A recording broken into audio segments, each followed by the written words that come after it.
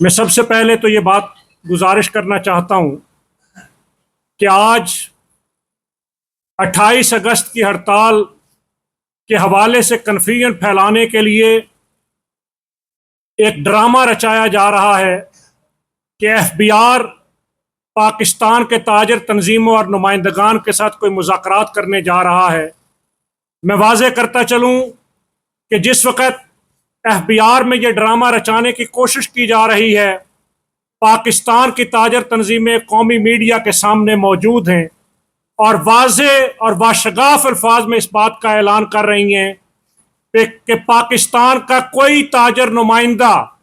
کسی طرح کے مذاکرات میں آج شریک نہیں ہے۔ ہم آج کے مذاکرات کو ایک ڈرامہ سمجھتے ہیں، اس لیے کہ گزشتہ 1.5 مہینہ ہم نے ایف بی آر اور وزارت خزانہ کے ساتھ مذاکرات کیے اور مذاکرات کی ناکامی کے بعد ہم نے ملک گیر سطح پر 28 اگست بروز بدھ مکمل شٹر ڈاؤن ہڑتال کا اعلان کیا۔ ہم نے 16 اگست کو ہڑتال کا اعلان کیا۔ اس دوران 12 دن حکمرانوں کے پاس موجود تھے کہ اگر وہ مسائل کو حل کرنا چاہتے تو ہمارے دروازے ہمیشہ کھلے ہوتے ہیں، لیکن حکمرانوں نے مسائل کو حل کرنے کی بجائے، مسائل پر بات کرنے کی بجائے مختلف ریجنل ٹیکس آفسز کے اندر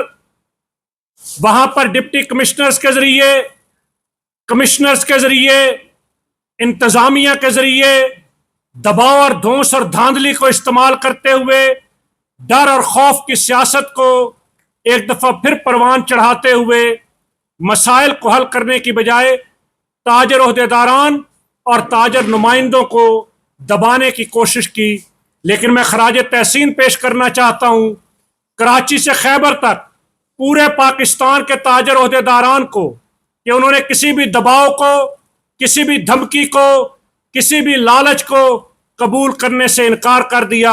اور ان کا ایک ہی فیصلہ ہے کہ مسائل کے حل ہونے تک ہماری یہ مزاحمتی تحریک جاری رہے گی۔ 28 اگست کو پورا ملک مکمل طور پر بند ہوگا۔ اور میں یہ بات بھی کہنا چاہتا ہوں کہ صرف یہی نہیں کہ انتظامی مشینری کے ذریعے دباؤ ڈالنے کی کوشش کی گئی، آج بھی پاکستان کے مختلف شہروں میں برسر اقتدار پارٹی کے ممبران قومی اسمبلی، برسر اقتدار پارٹی کے وزراء، وہ جگہ جگہ تاجر نمائندوں کو دبانے کی کوشش کر رہے ہیں۔ لیکن پاکستان کا تاجر اپنی تجارت کو بچانے کے لیے، صنعتوں کو چلانے کے لیے اور معیشت کے تحفظ کے لیے متحد ہے اور کسی بھی طاقتور کی کسی دباؤ کے اندر آنے سے انکاری ہے۔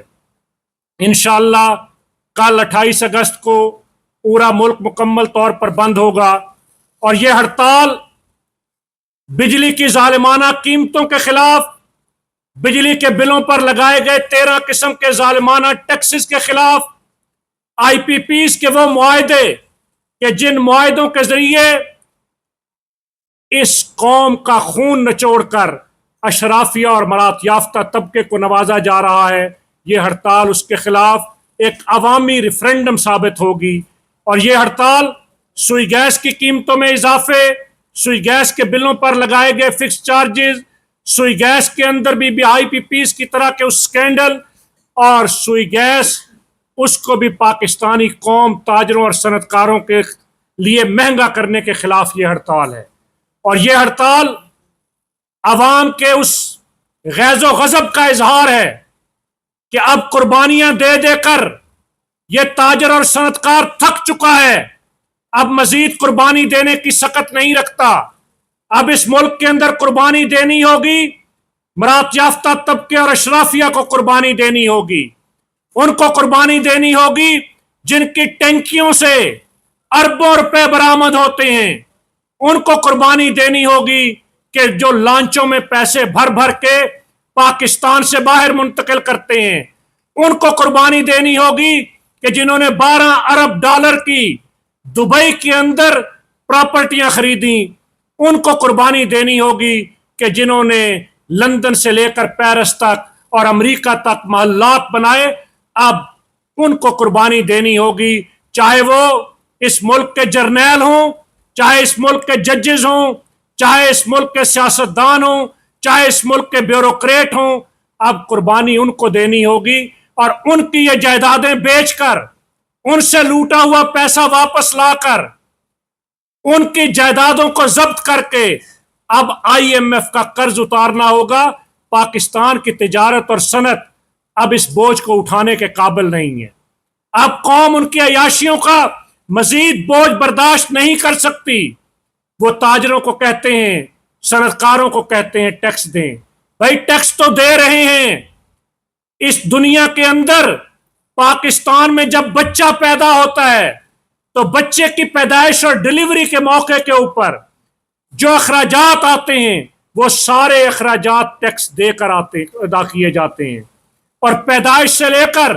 موت کے اس سفید کپڑے کے کفن تک، وہ سفید کفن کا کپڑا اس پر بھی ٹیکس لگا ہوا ہے، وہ عرق گلاب، وہ کافور، اس پر بھی ٹیکس ہے، قبروں پر بھی ٹیکس ہے۔ پیدائش سے موت تک ہم ٹیکس دے رہے ہیں۔ کتنا ٹیکس دیں؟ اب ان حکمرانوں کی عیاشیوں کے لیے مزید ٹیکس کا بوجھ نہیں برداشت کر سکتے۔ اور میں یہ بات کہنا چاہتا ہوں کہ چند سال پہلے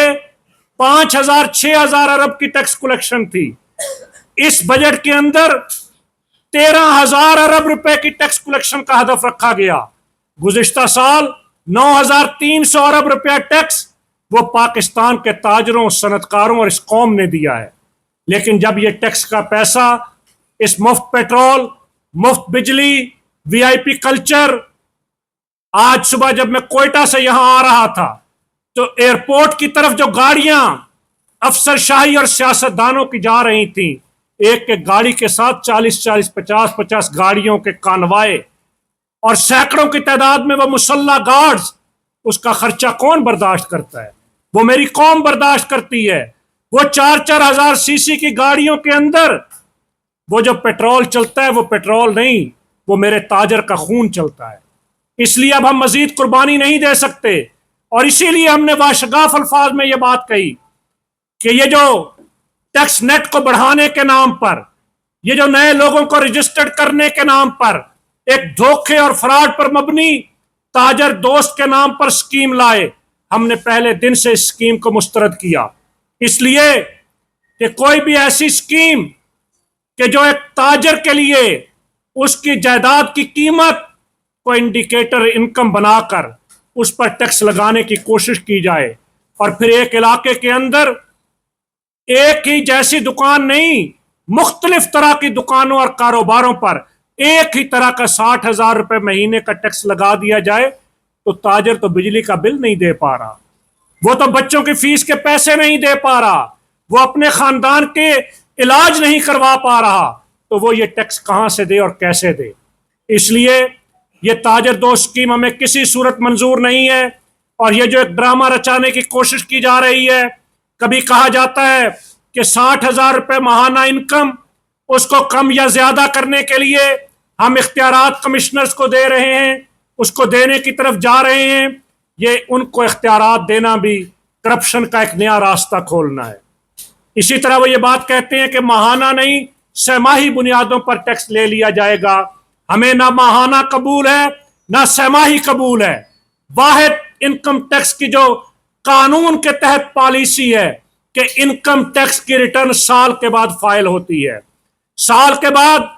اس کاروبار کی آمدن کا تخمینہ لگتا ہے اور اس کی بنیاد پر وہ ریٹرن فائل ہوتی ہے۔ اس کے علاوہ یہ ماہانہ اور سہ ماہی کوئی چیز ہمیں قبول نہیں ہے۔ اسی طریقے سے یہ جو پورا چارٹ بنایا گیا ٹیکس کا، یہ بھی ہمیں قبول نہیں ہے۔ اس لیے تاجر دوست سکیم کی واپسی کے نوٹیفیکیشن تک حکومت سے کوئی مذاکرات نہیں ہو سکتے۔ اسی طرح بجلی کے بلوں کے اندر لگائے گئے ٹیکسز میں کمی کے نوٹیفیکیشن تک حکومت سے کوئی بات چیت نہیں ہو سکتی، اس لیے کہ ہم نے بہت موقع دیا بات چیت کا، بہت موقع دیا مذاکرات کا، بہت موقع دیا معاملات کو سلجھانے کا، لیکن اگر شیشے کے محلات میں بیٹھے ہوئے یہ اندھے بہرے اور گونگے حکمران یہ ملک کی معیشت کو نہیں چلانا چاہتے تو پاکستان کا تاجر اس معیشت کو چلانا چاہتا ہے۔ اس لیے کہ ان کے پاس حکومت نہیں ہوگی تو کوئی بیرون ملک ہوگا، ان کے تو سب کے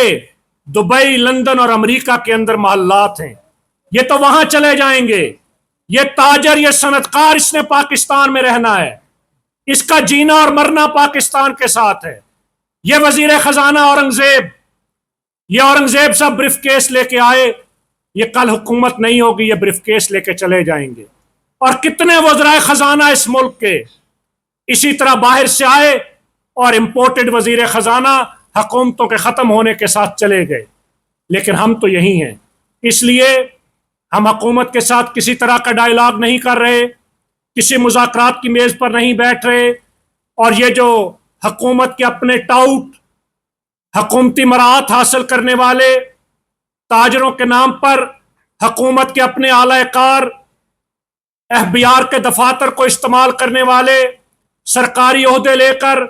सरकारी मशीनरी का इस्तेमाल करते हुए, सरकार के वसाइल को इस्तेमाल करते हुए, ये जो चंद नाम नेहाद लोग ये कहते हैं कि हम मुज़ाकरात करेंगे FBI से, ये पाकिस्तान का ताजर नहीं, ये खुद हुकूमत के अपने लोग हुकूमत से मुज़ाकरात कर रहे हैं। ये खुद टैक्स लगवाने वाले, टैक्स लगाने वालों के साथ मुज़ाकरात कर रहे हैं। ताजर किसी मुज़ाकरात में शरीक नहीं है। और इंशाअल्लाह कल खैबर से कराची तक पूरा मुल्क, सिर्फ शहर नहीं, एक एक देहात, एक एक गांव की दुकान भी बंद होगी और ये इजहार नफरत होगा।